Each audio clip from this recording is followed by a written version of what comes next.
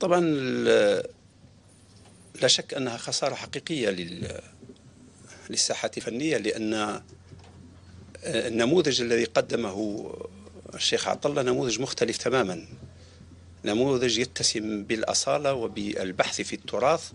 وبالقدرة في الوصول إلى العائلات الجزائرية من خلال ما قدمه من أعمال متميزة، أعمال تعكس ما ترغب فيه العائلة الجزائرية، لأنه يتكئ على تراث، على حكم، على موروث شعبي، لأنه هو نبتة أصيلة من في حديقة الجزائر الأصيلة، لأنه نشأ وتربى في بيئة مكنته من أن يكون هذا النموذج الجزائري الذي يمكنه أن يصل إلى الجميع. إذا كان هناك إجماع على شخصية فنية في الجيل الحالي فتتمثل فيه الشيخ عطلة، لأنه نجح في أن يقدم نموذجا فنيا مختلفا في لباسه، في حضوره، في نبرته، في لغته، في المعجم الذي يختاره، في القضايا التي يتناولها، في النقد الذي يمارسه، سواء كان نقدا اجتماعيا أو سياسيا أو ثقافيا، أو نقد يعني للممارسات التي يعرفها المجتمع الجزائري في تحولاته. شخصيا تعرفت عليه في العام 94 وواكبته، وكنت من شجعه ودعوت إلى كثير من الفعاليات التي كنا ننظمها، فكان حاضرا بصورة يعني دائمة، حاضر البداهة، حاضر الثقافة، متنوع غزير، يظهر للناس بهذه البساطة ولكنه عميق وأصيل، وطني حتى النخاع، مدافع عن الهوية الجزائرية، مؤمن بها، مؤمن بالمشاريع التي يعمل عليها، سواء تلك التي قدمها من خلال التلفزيون أو بعض الأعمال الدرامية التي شارك بها، أو البرنامج الأخير الذي قدمه وهو خيمة الشيخ عطلة. وأذكر أنه زارني قبل حوالي شهرين رحمه الله،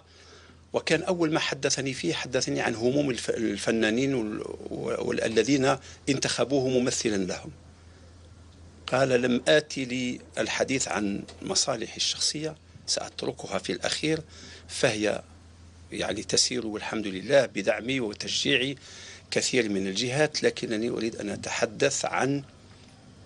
هاجس الحقيقي، وهو موقع الفنان في المجتمع، مكانته، حقوقه، كل هذه الأشياء. تحدثنا يعني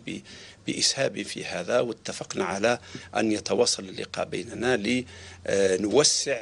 المشورة فيما يتعلق بحماية حقوق الفنانين، لأن هناك مؤسسات قائمة في الجزائر، وربما نحن من البلدان القليلة التي توفر على مؤسسات قوية فعلا فيما يتعلق بحفظ حقوق الفنانين، مثل الديوان الوطني لحقوق المؤلف والحقوق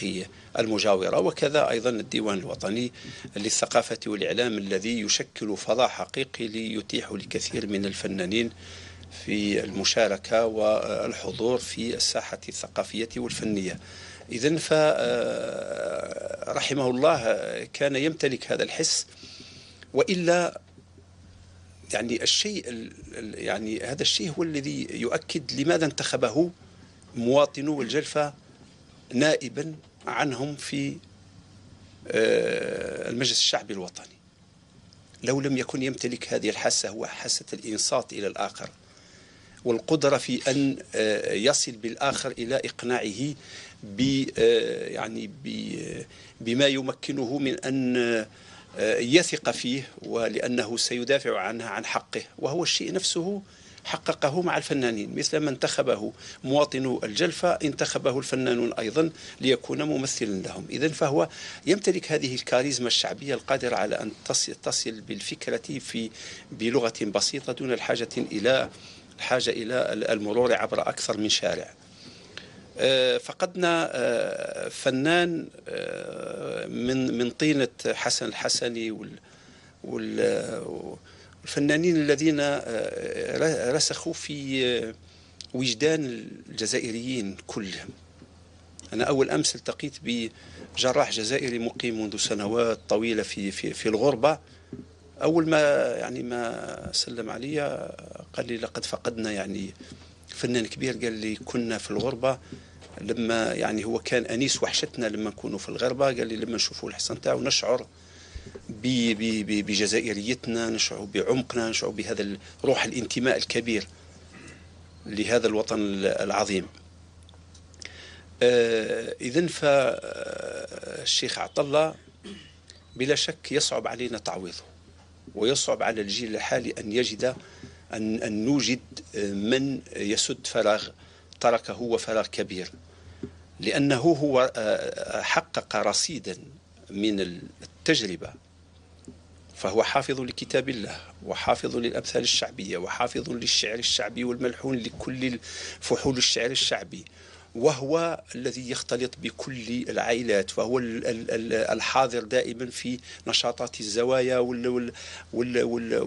والمؤسسات الثقافية. إذن فهذا التنوع الموجود عنه وهذا الحضور اللي موجود عنده